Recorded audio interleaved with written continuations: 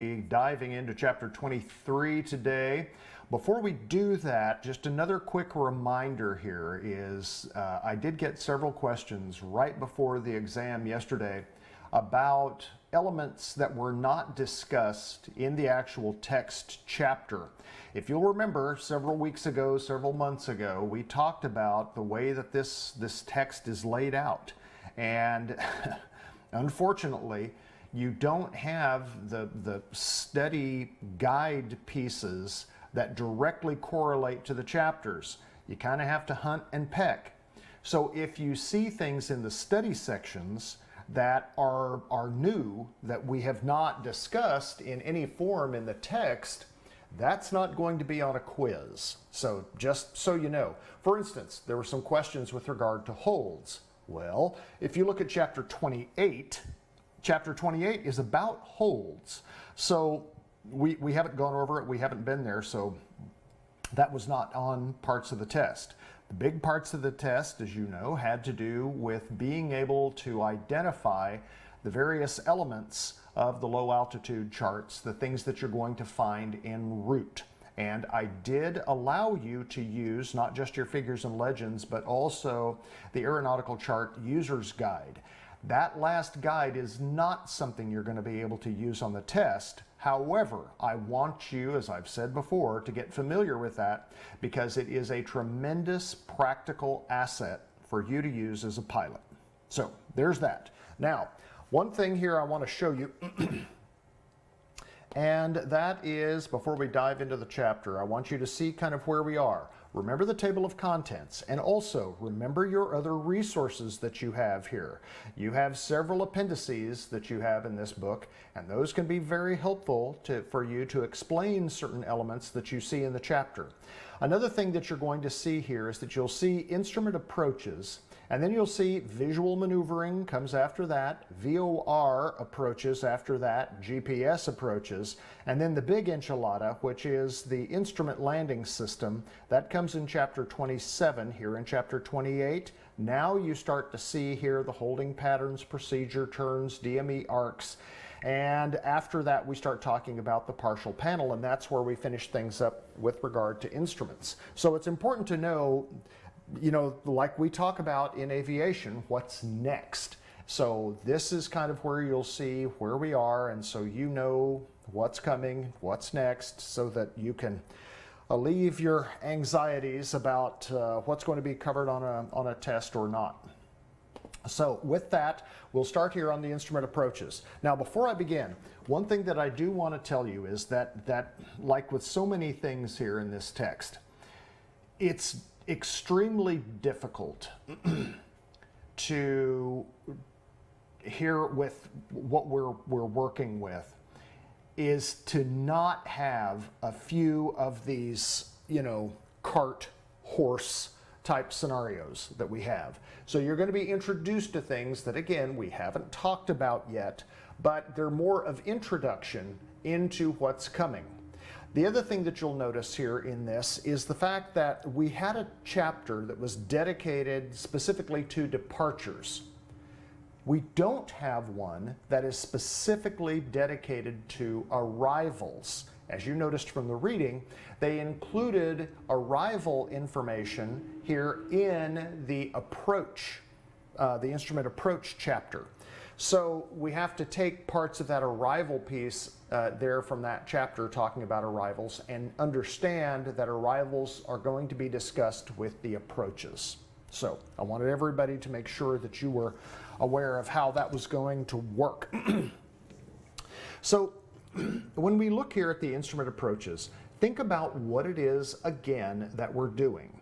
What we're doing is that we are setting our aircraft up to fly into an airport and get in close proximity to not just the runway, but the ground without being able to see it. And so that's kind of where the tricky part lies with regards to some of the instrument work that you will be doing in your actual flight training. So we have to think about with this instrument departure, or excuse me, with the instrument arrivals and approaches, we have to think about what is it exactly that's going on. And it is being able to, in much the same way that we have this orderly departure from an airport, and then you have this en route segment that you have that leads you then to the arrival and ultimately transitions into the approach and successful landing. So that's what we're looking at. With regard to the arrivals, there are certain arrivals, just like you have with departure procedures, where if in your flight plan you say, I don't want to be a part of a STAR, a standard, a terminal arrival procedure, you can put no stars. Just like on your flight plan, you could put no DPs. For departure procedures, you can put no stars for the arrival piece. It may limit you in some regard, or you may wind up being vectored. You just have to understand what the ramifications are for you if you elect not to be part of that system. A lot of the fast movers will be in that STAR realm where they will fly that arrival, they will fly the approaches just like you will. And so in some cases for them, those stars make a lot of sense. If you have been given GPS direct to something, however, then a star may not make sense to begin your approach. You may be able to go from the en route phase and use the GPS guidance or the GPS vectoring or the ATC vectoring to take you directly to the approach phase. So just kind of know that how that kind of works, and you've seen here in the chapter with your reading sort of what this is. And so with that, let's get at it. So one of the things that we talk about here, like we mentioned all the time, is what instrument work is all about. Instrument work is all about planning, procedure, and precision. Planning what's happening well in advance so that you're not stressed about anything. The procedures, understanding why the procedures exist and how to fly a particular procedure. And in some cases, those procedures require tremendous precision with regard to the way that you fly them. And when I say tremendous precision, it is not that you have to be an aerobatic champion or you have to be, a captain of an airline to fly these, because obviously you don't. But you do need to have your A game when you're flying these instrument approaches. There's a lot of things going on, especially if you are flying these approaches as a single pilot. So getting that out there here as well. So like it says in the margins here, plan that arrival long before you reach that destination. You need to look at this planning phase as far out as possible to know what to expect.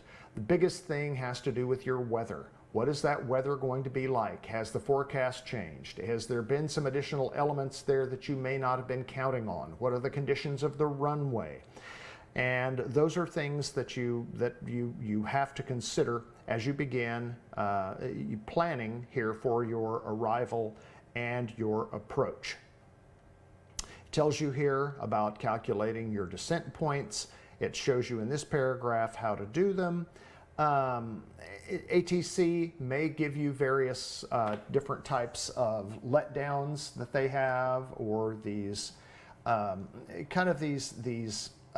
areas where you do these step down approaches, arrivals and approaches, where let's say that you're cruising at 18,000 feet, they may move you to 16,000 feet, then 14,000 feet, then they may move you to 10,000 feet, down to 8,000 feet, and then you can begin your approach. So that's kind of how they do that. So there's a vertical component to your planning in addition to the horizontal component. Remember the vertical component of that? You have a vertical component which ultimately in the approach is going to be glide slope. And then the horizontal component of this is staying on your course, and as you begin your approach, it's going to be the localizer, which is the left and right piece of your approach. So those are things that are going to be important for you to remember. when we look here, we talk about practice approaches. You will be doing a lot of practice approaches with an instructor, and then ultimately, once that you're you get your instrument rating that goes along with your private pilot certification and ultimately your commercial certification. Once you have that instrument rating, then you can also go out and you know the regulations that you can fly with a safety pilot, which can be another pilot who doesn't necessarily have to be instrument rated, but they do have to be certified for the aircraft that you're flying. So that they can monitor that while you are practicing under the hood or in some form of a visual restrictive environment so that you are just forced to focus on the instrument.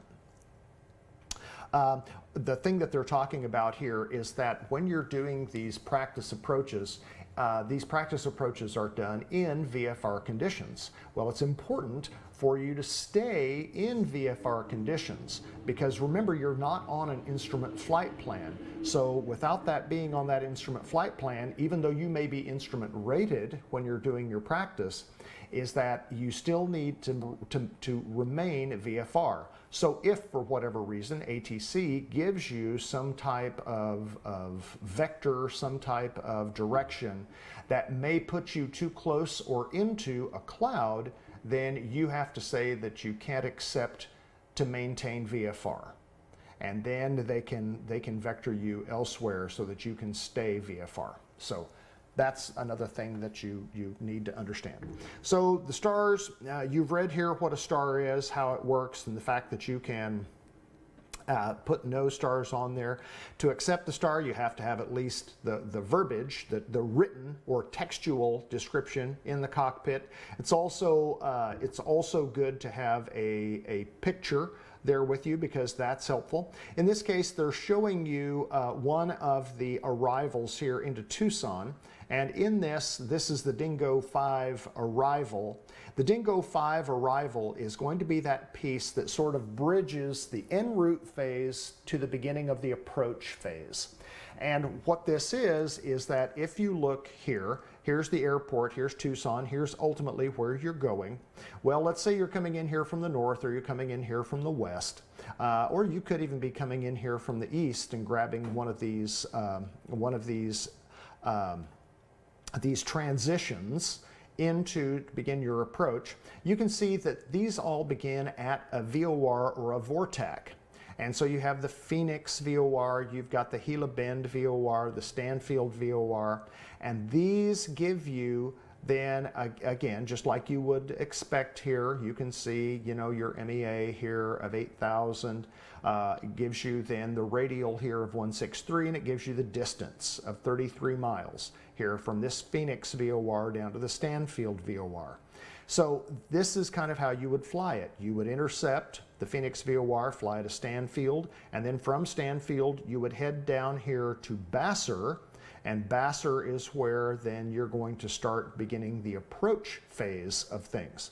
So this, with Gila Bend, you can look here and it gives you also instructions here to so that you know what's going on. And my favorite part about this is that we get down here to the bottom and it says, for instance, the Gila Bend transition from over the Gila Bend VORTAC via the 100 radial to Basser intersection, then via TUS radial here, the TUS radial, it's going to be the Tucson radial, and you're following that Tucson radial of 295 to the Dingo intersection in here to, that's where you can, again, begin your approach. Thence, I love that. Anytime that we can use the King's English in here, I'm all about that. So there is the thence part of this. I love it. And it tells you the same thing here so that you know what you're doing from this point down to this point. It explains everything here, and that gives you the NACO side of things, which is the government part of this. They also show Jeppesen, because Jeppesen, these things are just so slow. So here's the Jeppesen version of this. showing you in essence kind of the same thing but a little different layout. You'll notice here that in some of these you actually have to turn these to a landscape orientation versus a portrait orientation. And you can see here what's going on with this, and it gives you in essence the same information, just a little different layout of this information. Notice the plan view. Remember, a plan view is that from above looking straight down on something. It's like you're looking down at the map. We call it the God's eye view. So you can look down here on this and see this from a plan view orientation. And here again, it gives you the information that the NACO chart gives you here in the Phoenix, in the Jeppesen charts. One thing that you'll notice here is that the dating of a lot of these things is pretty doggone old. So just know that. And we're going to be looking at some of the newer arrivals that you'll see on in your materials with your I'm sorry, I was adjusting the other screen here. You'll be able to look at some of the other arrivals that we have when we start looking at your figures and legends with the stuff that you're going to be using, in addition to the actual approach plates that you have. And you'll see that you have the arrivals that are kind of in the front part of your book. They're all alphabetically oriented there for those airports that have the arrivals coming into them. So we'll be looking at some of those here. Remember, this is part one of a several part video that we're going to have here with regards to these instrument approaches. Remember, I also said vertical navigation is going to be a kind of a big part of what we're doing here with regards to not just your departures that we talked about there before, but certainly your arrivals and your approaches are all going to have a vertical component to this, in addition to a left and right or an on course component to these as well.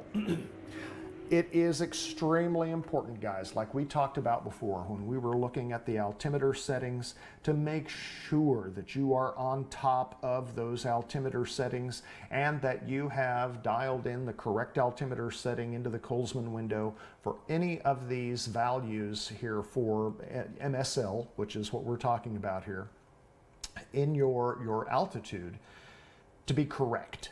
And you are quite literally betting your life on the fact that you can adjust those appropriately and that everything is working properly.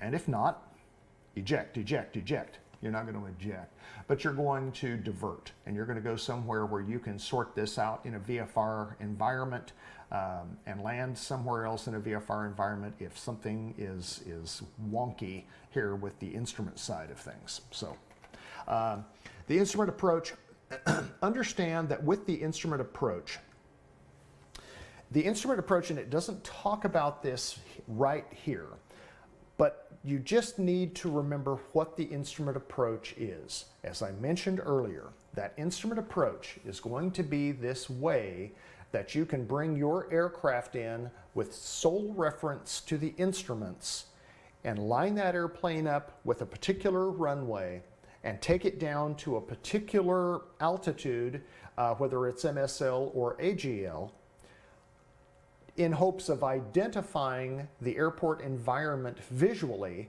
allowing you to land the airplane in reduced visual environments. That's what this instrument approach is all about. From that, we have a multitude of different types of instrument approaches to help you get the job done. Some of those instrument approaches are what we call non-precision approaches, and some of them are what we call precision approaches. The precision approaches are going to allow you to take that airplane lower than you could with a non-precision approach.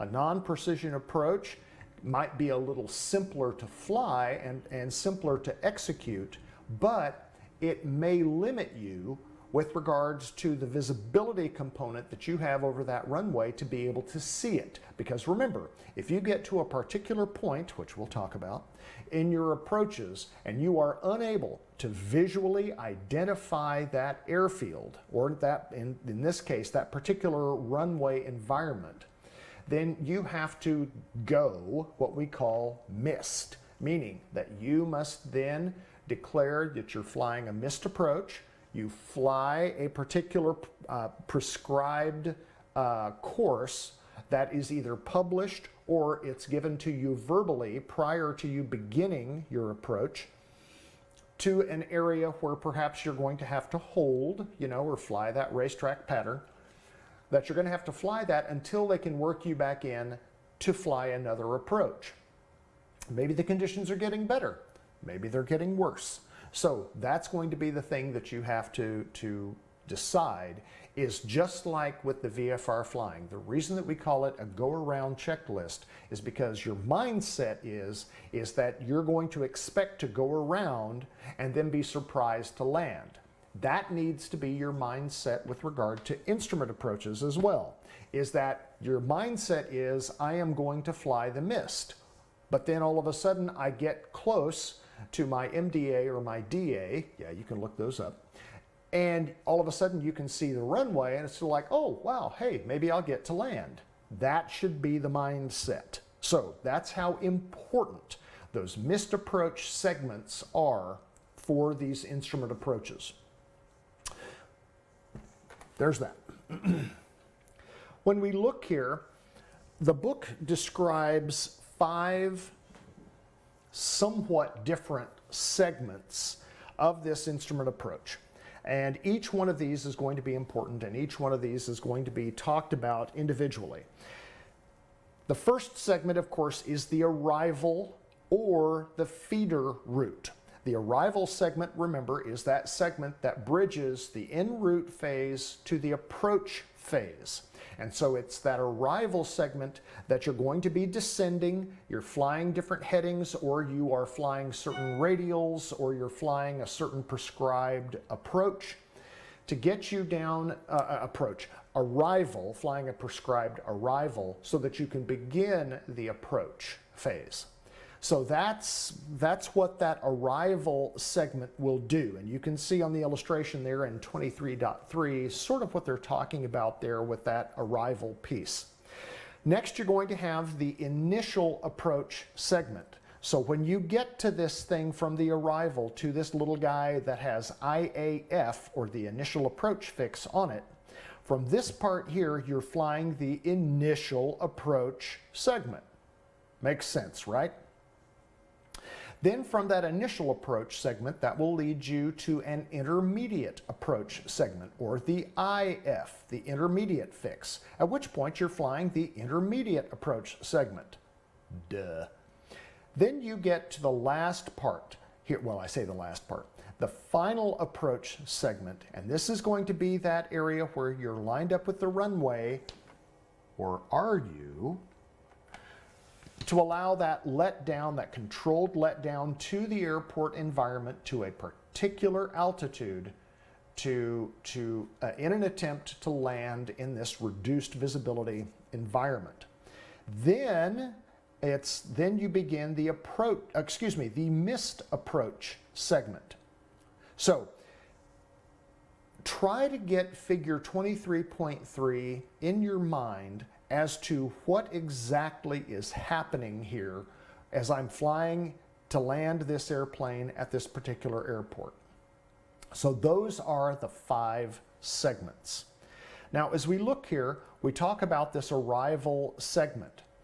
And if you look here, you'll read that they talk about the feeder segments of these things. Feeder segments, normally on certainly on the approach plates, are going to have these dark, kind of a thicker black line, which kind of indicate that feeder portion that allow you to begin an approach. It won't necessarily on an approach plate show the arrival. If there's an arrival, that arrival will be on a separate sheet, and you've seen those in the beginning of your books. So you may find several different feeder routes, or those dark black lines, leading to a point that will actually begin your approach segment. I understand we're kind of doing a little cart and horse thing here with this, but that's just in general view kind of what that arrival piece is. Now this illustration here on page 519, this is one here, and this is a Jeppesen view of what this is going to look like. Now, before we start this, I want to tell you something else. Some of the imagery that you're going to see with some of the instruments, you'll see things that look similar. For instance, when we're talking about the VOR and we're talking about the CDI, where that is left and right. Now you're going to be introduced to glide slope, which is going to be that thing that's up and down.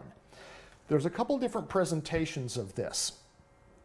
Your CDI can be an instrument where it is attached at the top and it swings left and right. It can also be a bar that moves, it's vertically, and it moves, the entire bar moves in a vertical fashion here versus this pendulum looking thing that we see in some of these older types of instruments. Then you have that pendulum thing moved into the bar segment here, like this. And then you have, like you would have on the G1000, which is part of what we're going to look at in our next part 2 of this chapter 23, and how the G1000 shows that on your HSI, which again is this movable bar that shows your left and right. Well, they use the same concept for your glide slope. So for instance, if you're looking at an instrument and you have an instrument here that shows you your localizer with the pendulum up here, chances are you're also going to have a pendulum here on this instrument that is also going to give you one of these things. And it's going to be that glide slope piece that works in conjunction with this.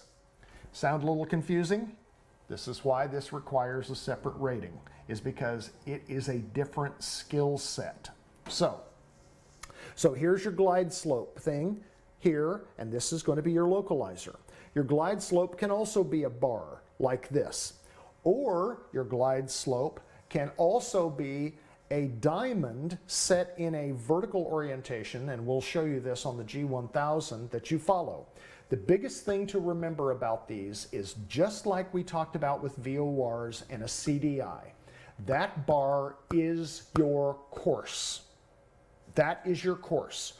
Wherever that bar is, that's where the course is. And that's, in most cases, what you want to have centered. So if that course deflection is over to your left on the instrument, there is your course, go get it. It's to the left, and you want to keep that centered. The same way with the vertical guidance that you're going to have is that vertical guidance is going to be that thing that moves from the top to the bottom. So if it's deflected up here, the course is up here, which means you're low. Now that's someplace you don't want to be, especially flying in the mountains on this thing. If your bar is down here, that means that your course or your vertical guidance is below you and you need to descend. It also means you're high. Okay, so that's kind of the thing that you have to remember where that is. Remember, the bar is the course. The bar is your vertical guidance. So if that bar is above you, your vertical guidance piece is above you. Climb, go get it. If it's below you, you're high. Reduce power, go get it. That's a big thing to just kind of remember how that works. Again, we're going to be talking a lot about that, but this is the first time that you were shown one of these approach plates, and in the margins of it, it shows you kind of one of the old-timey HSIs that gives you the localizer and the glide slope, and I felt it required a little explanation as to what exactly you were looking at here on some of these diagrams. So, for instance, on this, and I'm not talking about this instrument approach plate yet, on this here, when you have the localizer dialed in, Then this is going to be your vertical guidance. This is going to be your horizontal guidance. So if your CDI is deflected over here to the right, that means that you are left of course. Your course is to your right, and you need to steer the airplane to the right. This bar, if this is your glide slope, it tells you that your glide slope, the altitude that you should be at, is above you. So you need to add power and climb. So that's kind of how that works. Here's your vertical guidance, go get it. Here's your horizontal guidance, go get it. If we look at the other side of the page, now we're starting to bring it in a little bit. Here you are slightly right of course here, so your course is just to the left of you, so steer gently to it, and you are just below the glide slope. So let's add a little power as we're making that turn, and we'll go up here and get our vertical guidance. Okay, so that's sort of what that means there. And again, guys, I just kind of felt like I had to show you this. The ADF stuff on here, remember, this is kind of the old-timey stuff. We don't even do ADF anymore on these tests, so you can kind of ignore this. But what it does do is that it does, just know that what that arrow is pointing at, it's pointing at that station that you have dialed in here. So it's just kind of a, you know, a little bearing indicator as to where it is that you're ultimately headed. Now, as we look at this, this approach plate, and we're going to start part 2 with a dissection of a real approach plate.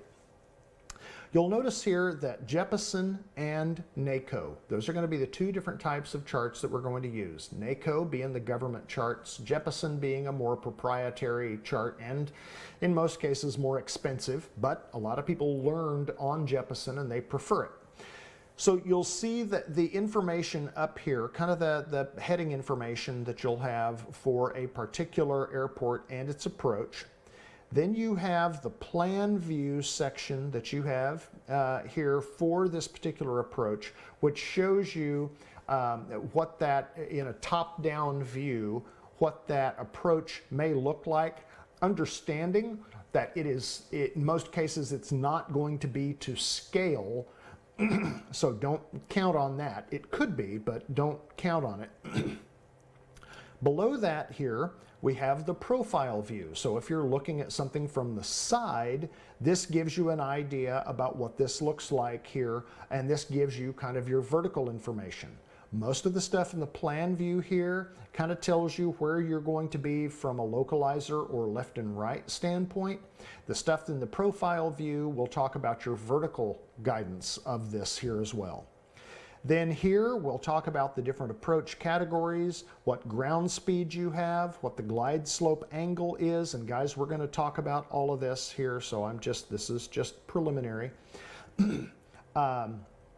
It tells you the timing of this based on the ground speed that you are flying, what kind of lights you can expect at the end of the runway, what that first segment here of your missed approach is going to look like, what the ILS minimums are, what the localizer minimums are, and if you have to fly a circle to land approach, what those minimums are. So that's the kind of the basics of what this shows. Understand, we are going to be dissecting this almost in a separate, complete part, which I believe is going to be part 2 of this, to look at these approach plates.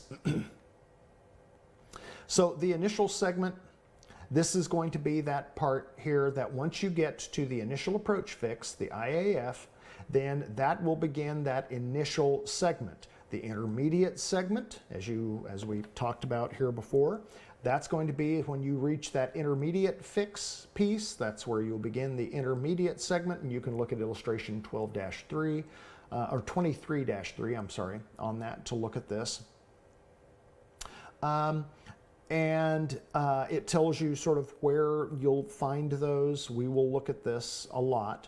Your final approach segment, this is going to be that thing that now you basically should be lined up with your runway, with your approach. There won't be a lot of jockeying that airplane around to get you in a position to do anything but control the left and right and the up and down to get your airplane safely on the ground there. And that's what the final approach segment does. The final approach segment is going to be that piece that gives you a nice, stable approach down to the minimums before you begin your missed approach, or if you can see the runway, then you can land. So that's what that final approach segment is before you get to the missed approach segment. And again, they talk about a typical NDB approach. Well, you know, without ADF, we don't fly NDB. So there's that. This talks about this here as well. We've talked about this, the initial approach, the final approach fix here, mostly marked on these things as that Maltese cross. You can see that there in figure 23.5. Step down fixes, these are going to be things that allow you to sort of begin your descent in a prescribed fashion, going down to certain altitudes, stabilizing, then planning, then descending further, stabilizing, and then descending on down to your glide slope. Those of you that are trigonometry fans, you can also think of that approach, that glide slope thing there as the hypotenuse for this as well. This shows you the final approach segment here of an ILS. Again, it gives you what it is that you're kind of flying here from a profile view. It gives you kind of the text version of what happens here with your mist. A little airport diagram here also. Talks about your categories, which we haven't gotten to yet, and kind of what these numbers down here, what they actually mean. One of the things that they talk about here, and they introduce this, is called avoid the false glide slope, intercepting the glide slope on an ILS from below. And what that means is, we talked about this briefly when we were discussing some of the approach lighting systems that we have, the PAPI and the VASI, is that if you have the approach that's set to a 3-degree approach, which is pretty standard, except for Aspen, that 3-degree slope, if you come in high and you intercept that slope from above, there is a chance that you may get a ghost signal that your instruments may think that you're on a particular glide slope if you do it from above. And that's nothing that we want to be a part of, especially on an approach, an instrument approach. So the same thing can happen on an instrument approach. That's why you'll see this 3-degree glide, especially on your profile view, that will be extending out there sort of, you know, out here for a particular distance. But you'll see your line then come in below that angle and then come down. That's what you're wanting there. You always want to intercept that glide slope from below.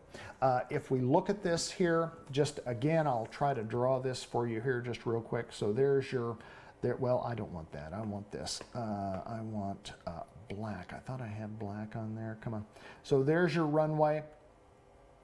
So with this here, this may be an example here of what your glide slope happens to be.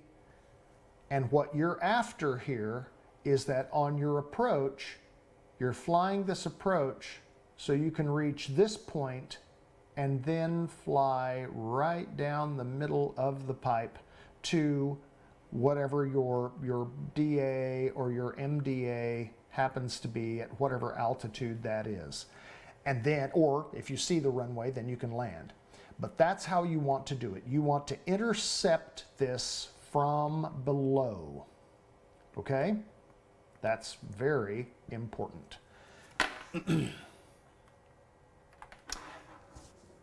Making sure your altimeter is set correctly. I can't begin to overstate how important that is.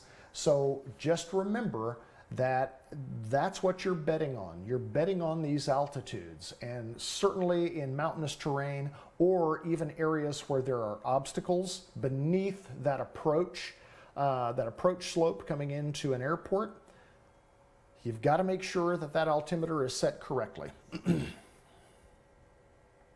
The missed approach segment, remember I said that a long time ago, is that the way that they have the approach plates set up, and I'll give you an example here of an approach plate, and this is one that we're going to be using to kind of talk about here. This is the ILS, or the localizer approach, coming into Kahului, which is on Maui. And one of the things that you'll see on these approaches is you will see here where this missed approach segment thing here begins. Everything is laid out for you here in a pretty logical environment, and also where it's areas there where you can plan and you sort of work it step by step. So there's no real reason to actually memorize the approach with everything, but the one thing that you do want to memorize is that initial segment of the missed, because you don't want to be fumbling around looking for a piece of paper. Is you get to your DA or your MDA and you cannot see the runway and you go missed, then you don't want to be fumbling around for a piece of paper or your iPad looking for what that missed approach is. You want to know what that is before you get there. As I say, that's what you're planning on flying. And then you get surprised if you actually get to land. That's the mindset. So if you're going to memorize anything, memorize that missed approach point. Okay? So that's like a pretty huge deal. That'll take part one here. Let me see here. Let me finish with this. The missed approach segment, we talk about this here also. You can look here. This is showing a precision approach here for the ILS. This next one, I believe, is going to show a non-precision approach here with a VOR down here as well. But that's where it talks about what to do and what portions there are of a missed approach. Okay, so yes. So next, we're going to be talking about the instrument approach charts, and that's going to be on part two, and we will break that down. So be prepared to actually write on some of these approaches. Mrs. Benton is going to be putting some of that stuff together for you with printing this off, and then we will talk about that specifically. Okay, guys, there you go. Thanks very much, and look forward to seeing you guys soon. Take care, guys. See ya.